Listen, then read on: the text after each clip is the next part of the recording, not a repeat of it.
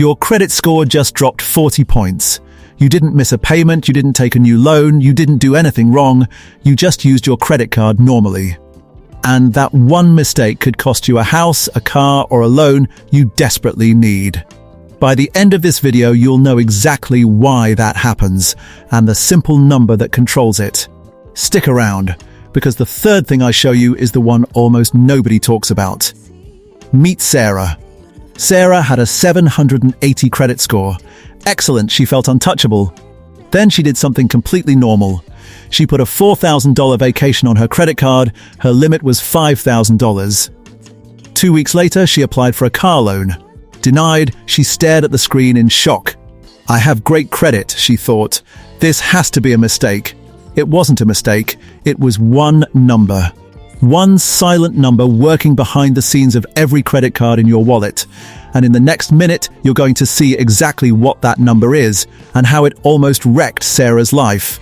That number is called credit utilization. Here's the simple version. Credit utilization is how much of your available credit you're actually using. If your limit is $5,000 and you spend $4,000, you're using 80% of your credit.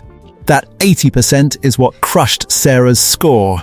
Lenders don't just look at whether you pay on time, they look at how close you are to maxing out. Because to them, high utilization looks like danger. It looks like someone who's relying on credit to survive even if you pay your bill in full every single month. But here's the part that surprises almost everyone. It's not just about your total spending, it's about timing. And that timing secret is coming up next. Most people think their utilization is based on what they spend in a month. Wrong, it's based on your statement date. That's the exact day your credit card company reports your balance to the credit bureaus. Let's go back to Sarah. She paid her $4,000 balance in full, right on time. No late fees, no interest. She did everything right. But her statement closed while that $4,000 was still sitting there. The credit bureaus saw 80% utilization frozen in time like a photograph. They didn't see that she paid it off 3 days later. They only saw the snapshot. That snapshot is what lenders judge you on. And most people have no idea this snapshot even exists. So what's the safe number? What percentage should you actually stay under? The answer is not what you think, and it's about to save you from making Sarah's exact mistake. Financial experts agree on this. Stay under 30% utilization. But here's what nobody tells you. 30% is the danger line, not the target. If you want your score to actually thrive, the real number is under 10%. Think about it like this. Imagine you're a lender looking at two people.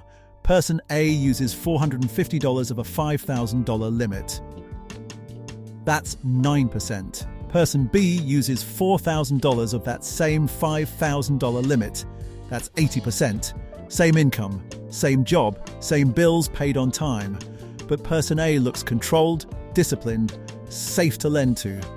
Person B looks like someone one emergency away from falling apart. Your score doesn't know your story. It only sees the number. And here's where it gets even more dangerous.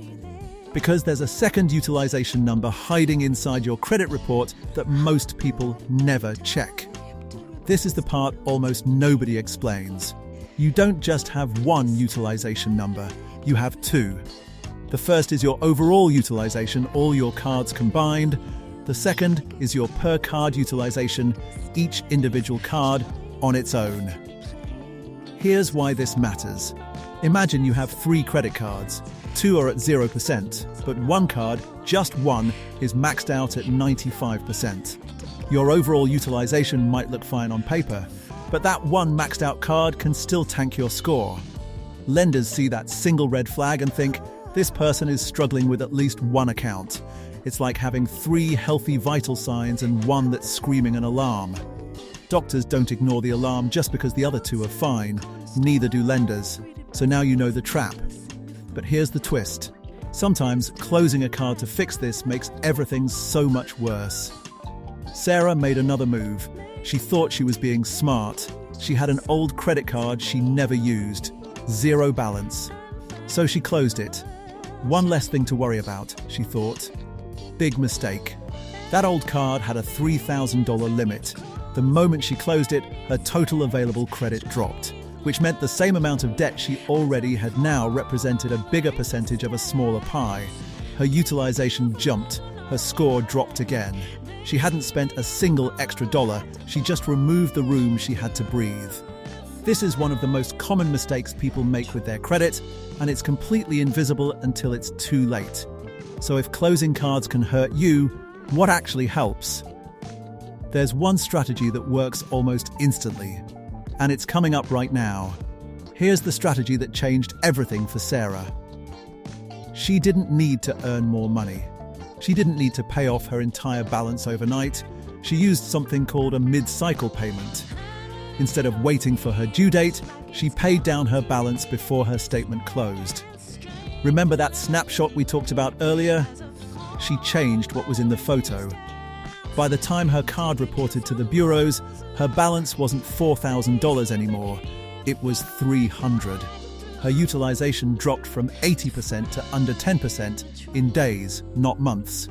Her score started climbing almost immediately. This one shift, paying early instead of waiting for the due date, is the secret tool that credit-savvy people use quietly, while everyone else waits and wonders why their score won't move. But there's one more piece to this puzzle. And it's the reason some people do everything right and still get denied. Here's something most people never think to do. You don't only lower utilization by spending less, you can lower it by increasing your available credit. If your limit goes from $5,000 to $10,000 and your spending stays exactly the same, your utilization cuts in half.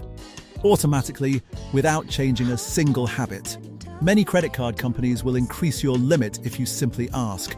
A lot of people never do, because they're scared it will hurt their score. Sometimes it causes a small, temporary dip from the credit check. But long-term, more available credit, used responsibly, is one of the most powerful tools for keeping your utilization low. Sarah asked for an increase, she got it. Combined with her early payments, her score didn't just recover. It went higher than it had ever been before.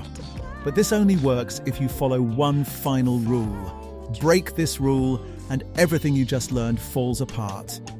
The rule is simple. A higher limit is not permission to spend more. The moment you treat new credit as new spending money, you're right back where Sarah started, maybe worse. Credit utilization isn't really about credit cards, it's about restraint. It's about proving to lenders and honestly to yourself that you control your money instead of your money controlling you. Sarah's score went from a devastating drop to the highest it had ever been. Not because she made more money. Not because she got lucky, because she finally understood the one number that had been quietly running her financial life the whole time. Let's lock this in fast. Keep your utilization under 30%. Aim for under 10% if you want your score to thrive. Remember, your balance is judged on your statement date, not your due date. Watch each individual card, not just your total. Never close old cards without thinking it through. Pay early to control the snapshot. And don't be afraid to ask for a higher limit, just don't spend it. That's it. That's the entire game. Here's the truth. Most people will watch this video and do nothing. They'll keep swiping, keep guessing, keep wondering why their score won't move. Don't be most people. Open your credit card app right now. Check your balance against your limit. If you're over 30%, you now know exactly what to do. If this video just saved you from Sarah's mistake, hit subscribe, because next week, I'm breaking down the one credit myth that's silently costing people thousands of dollars a year.